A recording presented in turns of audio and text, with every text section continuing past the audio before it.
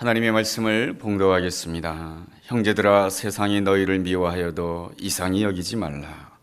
우리는 형제를 사랑함으로 사망에서 옮겨 생명으로 들어간 줄을 알거니와 사랑하지 아니하는 자는 사망에 머물러 있느니라. 그 형제를 미워하는 자마다 살인하는 자니 살인하는 자마다 영생이 그 속에 거하지 아니하는 것을 너희가 아는 바라. 그가 우리를 위하여 목숨을 버리셨으니 우리가 이로써 사랑을 알고 우리도 형제들을 위하여 목숨을 버리는 것이 마땅하니라. 누가 이 세상의 재물을 가지고 형제의 궁핍함을 보고도 도와줄 마음을 닫으면 하나님의 사랑이 어찌 그 속에 거하겠느냐. 자네들아, 우리가 말과 혀로만 사랑하지 말고 행함과 진실함으로 하자. 1995년도 미국에서 있었던 일입니다. 병원에서 쌍둥이 자매가 태어났습니다. 그런데 한 아기는 심장이 매우 약했습니다. 의사가 진단 내리기를 이 아이는 아무래도 죽을 것 같습니다 라고 진단을 내렸습니다.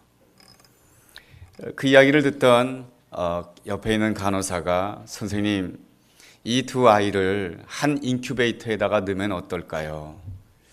그렇지만은 의사가 안 된다라고 했습니다. 왜냐하면 병원 방침에 인큐베이터 하나에 두 아이를 넣을 수 없다고 하는 것이 병원 방침이었기 때문에 그렇습니다. 간호사가 계속 설득을 합니다. 선생님, 이 두 아이는 어머니 뱃속에 있을 때부터 함께 있었지 않습니까?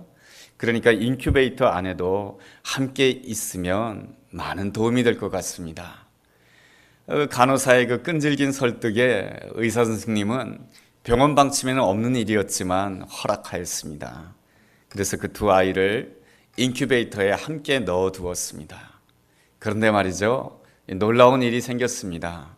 건강한 아기가 연약한 아기를 팔로 감싸 안는 것이었습니다.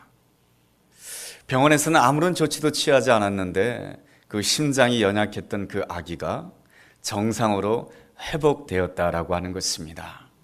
이 소식이 바깥에 전해지자 신문 기자가 달려와서 그것을 사진 찍었습니다. 그리고 그 사진의 제목을 이렇게 정하였습니다. 생명을 구하는 포옹이라고 말이죠. 그 두 자매는 지금도 건강하게 성장하여 이제 벌써 아가씨가 되었다라고 하는 것이죠. 이렇듯 사랑에는 이러한 아름다운 기적이 있습니다. 신앙생활이라고 하는 것은 무엇입니까? 하나님의 사랑을 충만히 받고 하나님의 사랑을 이 세상 가운데 흘려보내는 것이 바로 신앙생활이다라고 할 수가 있습니다. 이 사랑이 흘러갈 때에 그곳에 생명의 역사가 있고 생명의 역사가 있는 곳에 이 자유가 있고 또 기쁨이 있는 것입니다. 우리가 사랑 가운데 있지 못하고 미움 가운데 있게 되면 성경은 우리에게 말씀해 주고 있습니다. 사망에 머물게 된다라고 말이죠. 13절 말씀에 이런 말씀이 있죠. 형제들아, 세상이 너희를 미워하여도 이상히 여기지 말라. 세상은 미움으로 가득 차 있습니다. 조금만 손해를 보고 조금만 힘들어도 막 화를 내고 막 분노합니다. 세상이 늘 그렇습니다. 왜 세상이 이렇게 미움에 사로잡혀 있는 것입니까? 그것은 바로 그 마음 가운데 하나님이 없기 때문에 그렇습니다. 하나님이 없기 때문에 내 인생 내가 지켜야 된다라고 하는 절박한 마음을 가지고 있는 것입니다. 이 세상이 얼마나 살기가 힘듭니까? 그죠? 유치원 시절부터 경쟁해야 되고 대학교 갈 때까지 경쟁해야 되고 직장에 들어가서 경쟁해야 되고 이 각박한 생활을 살다가 보니까 어떻게든지 내가 뒤처지지 않고 내가 나를 지켜야 된다라고 하는 그 생각 때문에 내 안에 미움과 또한 이 분노가 쉽게 이렇게 들어오게 되는 것입니다. 내가 나를 지켜야 된다라고 하는 이 절박한 그 마음은 두 가지의 태도로 나타나게 됩니다. 자꾸만 내 옆에 있는 사람을 내가 원하는 대로 통제하려고 합니다. 남편을 보면서도 당신 이렇게 하면 안 돼, 저렇게 해야 돼. 아내를 보면서도 머리 스타일을 그렇게 하면 안 돼, 그런 옷 입으면 안 돼 하면서 자꾸만 내가 원하는 대로 내 옆에 있는 사람을 통제하려고 합니다. 내 통제에 따라주지 않게 되면은 내 안에 있는 내가 나를 지켜야 되겠다라고 하는 절박감의 그 마음은 미움으로 이렇게 발전하게 되고 분노로 폭발을 하게 됩니다. 이 모든 것들이 다 내가 나를 지켜야 되겠다라고 하는 이 절박한 마음에서 다 비롯되는 것입니다. 내가 나를 지키는 것이 뭐 잘못된 겁니까? 그렇지만 거기에는 하나님이 없습니다. 내 인생의 주인이 나이기 때문에 하나님이 기뻐하지 않습니다. 이러한 삶의 태도를 성경에서는 좀 심하게 표현합니다. 우리가 읽은 요한일서 3장 10절에 보면은 마귀의 자녀라고 합니다. 내가 나를 지키려고 할 때에 미움에 사로잡히게 되고 또한 그러한 삶의 태도로 살아가는 그러한 성품을 가진 자를 마귀의 자녀, 마귀를 닮은 성품이라고 설명을 해주고 있습니다. 그러한 경우에는 끊임없이 나 중심으로 내 옆에 있는 사람을 통제하거나 내 옆에 있는 사람을 함부로 판단하고 정죄하는 모습으로 나타나게 됩니다. 반면에 하나님의 자녀는 누구입니까? 하나님의 자녀는 하나님의 성품을 물려받은 자입니다. 그래서 항상 하나님의 마음으로 세상을 보고 하나님의 시선으로 세상을 바라보는 자입니다. 그래서 하나님의 성품을 마음 가운데 품은 자는 내 옆에 있는 사람이 좀 부족하고 또 연약하다 할지라도 그것에 대해서 좀 웃어주고 좀 기다려줄 줄 아는 넉넉한 마음을 소유한 자인 것입니다. 이렇게 하나님의 자녀는 이 땅을 살아가면서 이 사랑을 베풀면서 살아가야 되는데 누가 이렇게 사랑을 잘 베풀면서 살아갈 수가 있겠습니까? 이 어린 시절부터 부모로부터 사랑을 많이 받은 자가 내 옆에 있는 사람을 잘 사랑할 수 있는 사람이 될 수가 있습니다.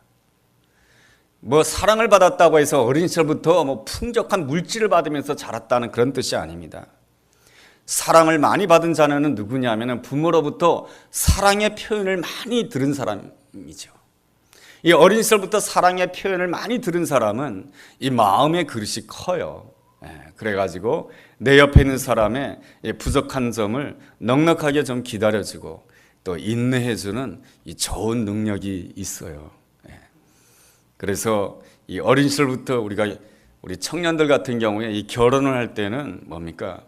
이 부모님의 사랑을 많이 받은 자와 결혼하는 것은 얼마나 큰 축복인지 모릅니다. 혹 내가 부모의 사랑을 받지 못했다 할지라도 부모의 사랑보다 우리 하나님의 사랑이 너무나도 크죠. 그 하나님의 사랑을 늘 기억하고 그 하나님의 사랑을 체험할 수 있다라고 한다면 우리는 그 상처가 치유함받고 이 다른 사람들을 잘 기다려줄 수가 있고 또한 미움이 가득한 이 세상을 잘 이겨나갈 수가 있습니다. 그 대표적인 사람이 누구입니까? 다윗 아니겠습니까? 다윗은 시편에서 자신의 삶에 대해서 이렇게 고백을 합니다. 내 부모는 나를 버렸지만 여호와께서는 나를 영접해 주셨다라고 말이죠. 이 다윗의 부모는 사무엘 선지자가 이 다윗의 집안에 왔는데도 다윗을 부르지 않았어요. 그만큼 이 다윗의 부모님은 다윗을 무시했어요. 그렇지만 이 다윗은 양치기를 하면서 늘 하나님의 아름다움을 노래하였습니다. 하나님의 사랑을 노래하였습니다. 하나님의 사랑을 기뻐하였습니다. 그러다가 보니까 그 마음 가운데 하나님의 사랑이 충만함으로 인해서 세상을 이기는 자가 되었습니다. 다윗에게 있어서 세상이 누구입니까? 바로 사울 왕입니다. 이 사울 왕은 끊임없이 이 다윗을 추격하였고 다윗을 미워하였고 다윗을 죽이려고 하였습니다. 이 권력을 가진 자가 미워한다라고 하는 건 무서운 일입니다. 그렇게 쫓겼지만은 이 다윗은 이 사울에 대해서 원수 갚지 않았습니다. 사울 왕의 미움에 대해서 미움으로 갚지 않았습니다. 사울 왕을 죽일 수 있는 기회가 2번씩이나 있었지만은 사울 왕을 살려주었습니다. 그리고 사울 왕의 집안을 품었고 사울 왕이 속해 있었던 베냐민 지파까지 품음으로 인하여서 하나님께서는 이 다윗을 이끌어서 이렇게 말씀해주고 있습니다. 사도행전 13장 22절에 보면은 내 마음에 맞는 사람이며 내 뜻을 이루는 사람이다 라고 말이죠. 그가 그러한 하나님께로부터 아름다운 칭송을 들을 수가 있었던 것은 하나님의 사랑을 체험하였기 때문에 그렇습니다. 하나님의 사랑이 무엇입니까? 한마디로 말하면 이렇게 표현할 수가 있습니다. 하나님 사랑은 먼저 사랑이다 라고 말이죠. 요한일서 4장 19절에 보면 이러한 말씀이 있습니다. 우리가 사랑함은 그가 먼저 우리를 사랑하셨음이니라. 하나님이 우리를 먼저 사랑해 주셨다라는 것입니다. 하나님께서 먼저 이 땅에 찾아와 주셨습니다. 하나님께서 먼저 우리의 죄를 위하여 십자가에 자신의 사랑하는 소중한 아들을 십자가에 내어 놓으셨습니다. 이것이 바로 하나님의 먼저 사랑입니다. 이 하나님의 먼저 사랑은 로마서 5장에 이렇게 기록되어 있습니다. 내가 아직 연약했을 때, 내가 아직 죄인 되었을 때, 내가 하나님과 원수 관계가 되었을 때 하나님께서는 자신의 가장 사랑하는 아들을 십자가에 내어 놓으셨다라고 이렇게 말씀해 주고 있습니다. 나에게 아무런 자격이 없을 때에 하나님께서는 나를 먼저 사랑해 주셨다라고 하는 것입니다. 우리가 이 하나님께서 나를 먼저 사랑해 주셨다라고 하는 그 사실을 온전히 깨달을 수 있다라고 한다면 우리 또한 하나님의 성품을 닮아서 내가 먼저 말을 거는 사람이 될 수가 있습니다. 내가 먼저 미안하다라고 말을 하는 사람이 될 수가 있습니다. 내가 먼저 웃어주는 사람이 될 수가 있습니다. 내가 먼저 말을 걸어주고 내가 먼저 미안하다고 말해주고 내가 먼저 불편한 관계라 할지라도 내가 먼저 웃어주게 되면 그 사람이 바로 하나님의 아들이며 하나님의 자녀인 것입니다. 미국의 테네시주의 한 산속 마을에 벤 후보라고 하는 아이가 태어났습니다. 그런데 벤 후보의 어머니는 미혼모였습니다. 그러니 이 벤 후보는 태어나자마자 아버지를 몰랐습니다. 아버지 없이 성장하다가 보니까 주변 사람들로부터 따가운 시선을 받게 되었고 이 벤 후보의 어머니도 그 마을에서 살면서 그렇게 마을 사람들에게 좋은 대접을 받지 못하였습니다. 이 벤 후보는 12살 될 때까지 교회를 나가지 않았습니다. 왜냐하면 그는 학교에 가도 친구들이 친구가 되어주지 않았습니다. 그리고 마을 사람들이 늘 자기를 보면서 쑥덕쑥덕대는 것 같아서 보였습니다. 쟤는 아버지도 없는 아이야.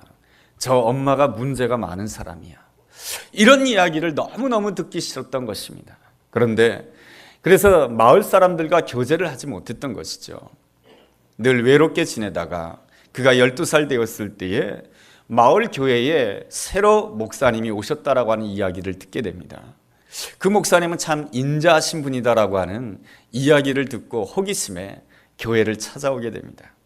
예배당을 찾아왔지만은 예배당에 언제 오냐면은 딱 예배 딱 시작하는 그 시간에 맞춰서 옵니다. 그리고 예배 끝나기 바로 전에 나가버립니다. 그렇게 하면은 어떻습니까? 아무도 만나지 않는 것이죠. 예배당에 나왔지만은 누구하고도 교제하지 않았고 누구하고도 만나지 않았습니다. 그러던 어느 날 목사님께서 말씀을 전하시는데 목사님이 자기에게 이렇게 말하는 것처럼 들렸습니다. 너에게도 희망이 있다. 너에게도 소망이 있단다. 이렇게 말씀해 주시는 것 같아서 너무 감격스러워서 눈물로 하나님 앞에 감사의 기도를 드렸습니다. 그렇게 눈물로 감사의 기도를 드리다가 보니까 예배가 끝나는 줄도 몰랐습니다. 성도들이 다 나가고 있습니다. 내가 제일 일찍 나가야 되는데 성도들이 다 나가다가 보니까 좁은 문에 성도님들이 가득 차 있었습니다. 하는 수 없이 이 벤 후보는 맨 늦게 예배당을 나올 수밖에 없었습니다. 맨 늦게 나오자 문 앞에서 나가시는 성도님들에게 인사하시는 목사님을 만나게 되었습니다. 목사님이 이 벤 후보를 보자마자 이렇게 말을 하게 됩니다. 너 누구의 아들이지? 이렇게 묻습니다. 그 순간 주변에 있는 사람들이 다 이 벤 후보를 쳐다봅니다. 벤 후보가 어떻게 대답하는지 말이죠. 마을 사람들은 다 알고 있었어요. 벤 후보에게는 아버지가 없다라고 하는 걸 말이죠. 그런데 목사님이 넌 누구의 아들이지? 이렇게 물어보니까 벤 후보도 어떻게 대답할 줄 몰라 하는 거예요. 그리고 다른 사람들도 아무 말도 하지 않는 거예요. 목사님도 눈치를 챘습니다. 이 분위기가 이상하다. 그래서 목사님께서는 이렇게 말해줍니다. 네가 누구의 아들이라고 하는 것을 내가 알고 있지. 가족은 닮는 법이니까 내가 너를 보니까 분명히 하나님의 아들이야. 너는 좋은 집안에서 태어났으니까 앞으로 훌륭한 인물이 될 거야. 이렇게 말해 주었다는 것입니다. 이 벤 후보가 그 예배당에서 목사님 이야기를 들어오면서 항상 머릿속에 이러한 생각을 했다는 것이죠. 그래, 나는 아버지가 없는 사람이 아니고 나는 하나님의 아들이야. 나는 좋은 집안에서 태어났어. 이 생각을 품다가 보니까 그 사람이 후일에 테네시 주의 주지사가 되었다는 것입니다. 이 재선까지 하게 되었다는 것이죠. 그러면서 이 테네시 주의 주지사로 일하면서 지난 날을 회상하면서 그는 이렇게 고백을 하게 됩니다. 그날 내가 목사님을 만났던 그날, 목사님께서 나에게 너는 하나님의 아들이야. 너는 좋은 집안에서 태어났어. 그 이야기를 들음으로 인하여 자기 인생이 완전히 바뀌어지게 되고 자기가 오늘날 테네시 주의 주지사까지 되는 그러한 영광을 누리게 되었다라고 말하는 그러한 고백이었습니다. 하나님의 자녀의 특징이 무엇입니까? 하나님이 나를 사랑해 주신다라고 하는 것을 확신하는 것입니다. 하나님이 나를 사랑해 주시기에 우리는 나를 보면서 항상 이렇게 말할 줄 알아야 되는 것입니다. 나는 참 내가 좋다. 나는 참 내가 좋다. 뭐 좋아할 게 있어야 좋죠. 그래도 나는 내가 참 좋다라고 고백해야 됩니다. 왜인지 아십니까? 하나님이 나를 기뻐하시기 때문에. 스바냐서 3장 17절에 하나님께서 우리에게 이렇게 말씀해 주십니다. 너희 하나님 여호와가 너희 가운데 계시니 그는 구원을 베푸실 전능자시라. 그가 너로 인하여 기쁨을 이기지 못하여 하시며 너를 잠잠히 사랑하시며 너로 인하여 즐거이 부르며 기뻐하시리라. 이 주님께서 나를 보시며 기뻐하신다라고 하십니다. 주님께서 나를 보면서 기뻐하신다라고 하니까 나도 나를 보면서 나는 내가 참 좋다 이렇게 말을 해야 되는 것입니다. 싫으세요? 우리 함께 따라서 해보겠습니다. 나는 내가 참 좋다. 시작. 나는 내가 참 좋다. 하나님이 나를 기뻐하시기 때문에 나는 내가 참 좋다라고 이렇게 늘 고백을 해야 됩니다. 하나님께서 우리에게 주시는 선물은 돈이 아닙니다. 하나님이 우리에게 주시는 선물은 명예도 아니고요. 어떤 자리도 아닙니다. 하나님께서 나에게 주시는 그 선물은 바로 나 자신입니다. 그리고 나에게 생명을 주신 것입니다. 하나님이 나에게 주신 생명이 무엇입니까? 하나님은 나의 아버지가 되고 내가 하나님의 아들, 하나님의 딸이 되는 것입니다. 내가 하나님의 자녀가 되었다라고 하는 것은 이미 하나님께서 나에게 엄청난 선물을 주셨다라고 하는 것입니다. 그런 점에 있어서 우리는 항상 나 자신을 볼 때마다 하나님의 시선으로 바라볼 필요가 있습니다. 80세가 된 노인 모세, 세상의 시선으로 본다라고 한다면 아무것도 아닌 사람이에요. 과거에는 애굽의 왕자였는지 모르지만 지금은 나이가 많고 보잘것없는 양치기에 불과해요. 그러나 하나님의 시선은 이 모세는 출애굽의 지도자예요. 목동 다윗은 보잘것없는 목동이에요. 그러나 하나님의 시선으로 보았을 때 다윗은 이스라엘 역사에 있어서 최고의 왕이에요. 시몬이라고 하는 사람, 밤새도록 그물을 던져도 물고기 하나 잡지 못하는 보잘것없는 인생이에요. 그러나 주님의 시선으로 이 시몬을 보았을 때 시몬은 베드로예요. 시몬은 바로 사람 낚는 어부인 것입니다. 요셉의 경우 11년 동안 애굽 땅에서 노예 생활하였습니다. 2년 동안 감옥 생활하였습니다. 세상의 시선으로 본다라고 한다면 이 요셉은 비참한 인생이에요. 이 요셉은 재수 없는 인생이에요. 요셉은 뭘 해도 안 되는 인생이에요. 그러나 하나님의 시선으로 본다라고 한다면 이 요셉은 참 아름다운 사람이에요. 온 형제들을 구원할 자이며 이스라엘의 구속사에 있어서 꼭 필요한 존재가 바로 요셉인 것입니다. 요셉은 바로 세상이 나를 어떻게 보느냐, 세상의 시선으로, 사람의 시선으로 나를 본 것이 아니고 하나님의 시선으로 나를 보았던 것입니다. 그러기에 그는 노예 생활하면서도 나는 내가 참 좋다고 생각하였고 감옥 생활하면서도 나는 내가 참 좋다고 생각하였기에 그는 노예 생활 속에서도 형통하였고 감옥 생활 속에서도 하나님께서 함께 하심으로 형통했다라고 성경에 기록되어 있습니다. 그가 애굽의 총리가 되었을 때도 형통하였던 것입니다. 여러분, 애굽의 총리가 되면 행복합니까? 우리나라의 대통령이 되면 행복할 것 같습니까? 여러분, 내가 임기 동안에 왜 이렇게 큰 사고가 일어나냐 이겁니다. 얼마나 스트레스 받습니까? 그죠? 네. 사람들이 막 대통령의 이름을 갖다가 종이에다가 써가지고 또 데모하죠. 네. 스트레스, 긴장 얼마나 많습니까? 이 요셉이 애굽의 총리로 있을 때 흉년이 있었어요.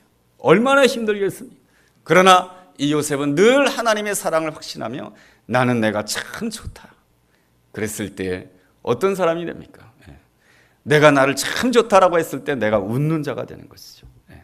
내가 웃는 자가 되었을 때 어떤 사람이 됩니까? 여유 있는 자가 돼요. 내 마음 가운데 여유가 있어야 하나님의 역사를 체험할 수가 있어요.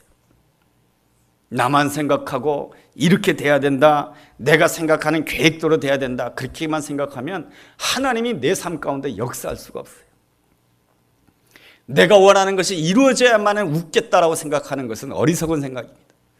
하나님께서는 내 조건 이전에, 내가 연약했을 때, 내가 죄인 되었을 때, 내가 하나님과 원수관계 되었을 때, 내가 못났을 때 하나님께서 나를 사랑해 주신 것이죠. 그것을 기억하면서 나는 내가 참 좋다 했을 때 여유 있는 자가 되고, 여유 있는 자가 되었을 때 내가 내 옆에 있는 사람을 품는 사람이 되는 것이죠. 요셉이 누구를 품게 됩니까? 자기를 팔았던 형제들을 품는 자가 됩니다.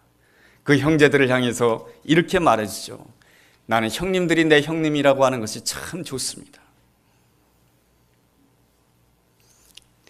나 자신을 향하여서 나는 내가 참 좋다라고 말할 수 있는 자가 바로 내 옆에 있는 사람을 향해서 나는 네가 참 좋다라고 말을 할 수가 있는 것입니다.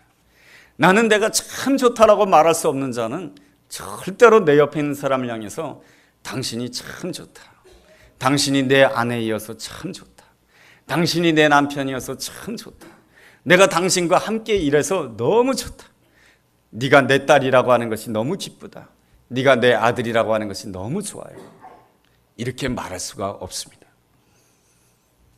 바로 하나님의 그 사랑을 온전히 사모할 때, 하나님을 바라볼 때 나는 내가 참 좋다라고 말할 수 있는 자가 됩니다. 예수님도 그러셨죠. 예수님은 그 높은 보좌 가운데 계시다가 이 땅에 말구유간에 오셨습니다. 그러나 예수님은 한순간도 왜 내가 이러한 어려운 가정에서 태어났을까 그렇게 생각하지 않으셨어요. 주님께서는 항상 나는 내가 참 좋다, 나는 하나님의 기뻐하시는 아들이요, 나는 하나님의 아들이다라고 하는 그 생각으로 나는 내가 참 좋다라고 생각했기 때문에 예수님께서는 항상 만나는 사람들에게 뭐라고 말씀해 주십니까? 나는 네가 참 좋다라고 해주셨습니다. 모든 사람들이 손가락질하는 세리를 보면서도 나는 네가 참 좋다, 죄인을 보면서도 나는 네가 참 좋다, 세리장 삭교를 보면서도 나는 네가 참 좋다, 문둥병자 얼마나 죄가 많으면 문둥병에 걸렸을까 그렇게 바라보는 인생을 향해서도 나는 네가 참 좋다. 예수님께서 십자가상에 못 박혔을 때 예수님 옆에 달려있던 그 강도를 향해서도 예수님께서 하신 말씀이 무엇입니까? 나는 네가 참 좋다. 주님께서 우리를 향해서 십자가에 못 박히면서까지 나는 네가 참 좋다라고 말씀해 주셨기에 내가 하나님의 아들이 되고 하나님의 딸이 된 줄로 믿습니다. 그렇다라고 한다면 나 또한 그 주님의 사랑을 본받아서 내 옆에 있는 사람을 향해서 가까운 가족을 향하여서 고백할 수 있어야 됩니다. 나는 당신이 참 좋아. 내 남편이어서 좋고 내 아내서 좋고. 그렇게 해야 됩니다. 좋아할 게 있어야 좋지. 그래도 해야 됩니다.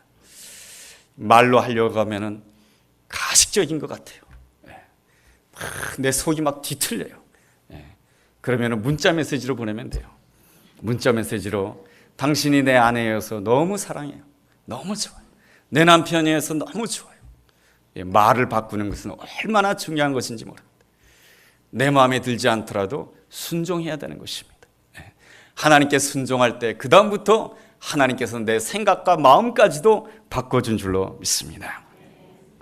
윗입술이 찢어진 소녀가 있었습니다. 학교를 다니지만은 친구들이 함께 놀아주지 않습니다. 그런데 어느 날 선생님이 새로 오셨습니다. 선생님이 윗입술이 찢어진 그 아이를 이렇게 안아주면서 이렇게 말을 했습니다. 나는 네가 참 좋다. 네가 내 딸이었으면 좋겠다. 이 말을 듣는 순간부터 이 소녀는 자기를 사랑하는 사람이 되었습니다. 건강하고 밝게 살아가는 사람이 되었습니다. 여러분, 우리가 성경을 읽어보게 되면 창세기 앞부분에 보면은 이 아담이 하와를 보면서 뭐라 그럽니까? 이는 내 뼈 중에 뼈요 살 중에 살이라. 이 땅에 죄가 들어오기 이전에는 아담이 하와를 보면서 이렇게 고백했어요. 당신이 내 여자라고 하는 것이 너무 좋다라고 말이죠. 그 말이 무엇입니까? 이는 내 뼈 중에 뼈요 살 중에 살이라. 그런 말 아니겠습니까? 우리가 이렇게 사랑을 할 때에 이 말로 사랑하는 것은 대단히 중요합니다. 그런데 오늘 성경은 조금 더 한 걸음 나아가라고 우리에게 말씀해 주고 있습니다. 18절 말씀에 보면 자녀들아 우리가 말과 혀로만 사랑하지 말고 행함과 진실함으로 하자고 말씀해 주고 있습니다. 사랑을 행하자라고 하는 것이죠. 사랑을 행한다라고 하는 것은 무엇입니까? 내게 있는 것 작은 것을 내어줌으로 인해서 상대방을 소중하게 만들어 주는 것입니다. 내가 상대방에게 선물을 줌으로 인해서 상대방을 소중하게 만들어 주는 것이죠. 그것이 바로 사랑의 행위인 것입니다. 내게 있는 것들을 내게 있는 거 다 줘야 된다. 그러면 우리는 너무 힘들어요. 그렇지만은 내게 있는 그 작은 것을 말이죠. 인도네시아 그 선교사님 가정에 있었던 일입니다. 그 인도네시아에서 선교하시는 선교사님 가정 앞에는 이렇게 자그마한 풀장이 있었습니다. 야외 풀장이죠. 근데 이 야외 풀장이 항상 깨끗하다고 하는 것이죠. 왜 깨끗할까 하니까 그 이유가 있었습니다. 이 야외 풀장은 항상 1%의 물이 넘쳤다라고 하는 것입니다. 이 풀장이 야외에 있다가 보니까 항상 그 풀장 안에는 나뭇잎이 떨어지고요. 그리고 이 풀장 안에는 늘 먼지가 가라앉았습니다. 그럼에도 불구하고 이 풀장이 늘 깨끗했습니다. 이유가 뭔지 아십니까? 그 1%의 물이 항상 흘러넘쳤기 때문에 그렇습니다. 1%의 물이 흘러넘침으로 인해서 나뭇가지가 밖으로 나가게 되고 먼지까지도 밖으로 나가게 되더라는 것입니다. 그러던 어느 날 이 펌프가 고장이 났습니다. 그래서 이 물이 더 이상 넘치지 않게 됩니다. 넘치지 않게 되자 그 풀장 안에는 나뭇잎이 쌓이게 되고 이 풀장 안에는 먼지가 쌓이게 되고 그러다가 보니까 이 풀장의 물이 썩게 되고 이 풀장의 물에 문제가 생기더라는 것입니다. 이것을 통해서 깨달은 것이 있는데 바로 내게 있는 것을 이 작은 것 1%를 나눠줄 줄 알아야 된다라고 하는 것입니다. 내가 어떻게 내 아내에게 1%를 나눠주고 내 남편에게 1%를 나눠주고 가까운 사람들에게 1%를 나눠줄 수 있을까? 그 사랑의 행위의 가장 중요한 그 핵심은 바로 잘 듣는 것입니다. 우리가 무엇인가를 하기 전에 들을 줄 알아야 됩니다. 한 부부가 대화를 합니다. 남편이 이제까지 대화하던 방식과는 다른 방식으로 부인에게 대화를 하는데 딱 두 가지를 이야기합니다. 하나는 당신 오늘 어땠어? 당신 왜 이렇게 슬퍼하지? 당신이 원하는 것이 뭐야? 당신이 싫어하는 것이 뭐야? 질문합니다. 그리고 또 한 가지는 부인이 이야기를 하게 되면 그 이야기를 잘 요약해서 말합니다. 당신이 말하고자 하는 것은 이런 것이지 하면서 요약을 합니다. 그러자 이 부인이 계속 자기 이야기를 하는 것입니다. 시큰 이야기한 다음에 이 부인이 남편에게 결론적으로 딱 이렇게 한마디를 합니다. 우리 남편이 달라졌어요. 네. 아무도 감동을 안 받으시네요. 네. 이 대화를 함에 있어서 이 남편의 아름다운 점이 뭡니까? 부인의 이야기를 잘 들어주었다라고 하는 것입니다. 사랑의 출발점은 잘 듣는 것입니다. 하나님은 우리의 신음소리까지도 잘 들어주신다라고 말씀해주고 있습니다. 그러한 점에 있어서 우리가 하나님의 자녀로서 뭔가 사랑으로 행동하기 이전에 우리가 무엇부터 할 줄 아는 자가 되어야 되냐면 잘 듣는 자가 되어야 되는 것입니다. 하나님의 말씀을 통해서 하나님의 음성을 듣고, 기도하는 가운데 하나님의 음성을 듣고, 그리고 하나님께서 내게 붙여준 사람들의 이야기를 들어야 되는 것입니다. 내 옆에 있는 사람이 말을 하지 않아도 말하지 않는데 수많은 말이 있지 않습니까? 입 다물고 있을 때 수많은 말들이 있어요. 그것도 잘 들을 줄 알아야 되는 것이죠. 저도 잘 못해요. 그렇지만 이 하나님의 음성을 들으며 또 내 옆에 있는 사람의 이야기를 잘 듣게 되었을 때 우리는 어떤 사람이 되냐면 바로 1%를 흘려보내는 자가 됩니다. 1% 더 배려하는 자가 되고, 1%더 수고하는 자가 되고, 1% 내가 먼저 머리 숙이는 자가 되고, 1% 내가 먼저 존중해 주는 자가 되고, 그랬을 때에 하나님께서 허락하시는 그 아름다운 사랑이 나를 통해서 날마다 흘러가게 되었을 때 내 안에 하나님과 함께하는 그 아름다운 샘물이 계속해서 솟아나게 될 줄로 믿습니다. 이 놀라운 실천을 감당하게 되었을 때 요한일서 5장에서는 우리에게 약속해 주고 있습니다. 네가 세상을 이기게 될 것이다. 미움의 세상을 이길 것이며 분노의 세상을 이기게 될 것이며 네가 기도하는 것마다 내가 응답해 주겠다라고 요한일서 5장에서 말씀해 주고 있습니다. 하나님이 나를 먼저 사랑해 주셨습니다. 그러므로 나 또한 먼저 사랑하기로 결단해야 됩니다. 내가 한꺼번에 많이 할 수 없습니다. 1%밖에 할 수가 없습니다. 그렇다 할지라도 그 하나님의 음성을 들으며 내 옆에 있는 사람의 이야기를 들으며 나의 1%를 흘려보낼 때에 하나님께서 내가 기도하는 것마다 응답해 주시고 세상을 이기겠다라고 해주시는 그 아름다운 축복의 약속이 우리 모두에게 함께하게 되기를 주의 이름으로 축원합니다. 기도하겠습니다. 하나님 아버지, 각박한 현실 속에 살아가다가 보니까 나만이 나를 지킬 수 있다라고 하는 잘못된 생각 때문에 늘 내 판단을 앞세웠고 내 생각을 앞세웠습니다. 그러다가 내 생각대로 안 되면 미움에 사로잡혔고 분노에 사로잡혔습니다. 그러다 내 영이 지치고 내 마음이 이렇게 침체되는 것을 경험하게 됩니다. 이 시간 주님 앞에 나와 눈을 들어 주님을 바라보기를 원합니다. 내가 연약했을 때, 내가 못났을 때 주님께서 나를 위하여 먼저 사랑해 주셨고 나를 위하여 십자가 주셨습니다. 그 놀라운 사랑을 본받아 날마다 하나님의 음성을 듣게 도와주옵시고 하나님의 음성뿐만 아니라 또 내 옆에 있는 사람의 이야기도 들을 줄 아는 넉넉한 사랑의 소유자가 되게 하여 주옵소서. 그래야므로 인해서 내가 가진 것 가운데 작지만 1%라도 흘려보냄으로 인하여서 우리의 삶 가운데 하나님께서 예배해 놓으신 풍성한 은혜와 축복이 날마다 넘쳐나도록 인도하여 주시옵소서. 감사드리며 예수님의 이름으로 기도드렸습니다. 아멘.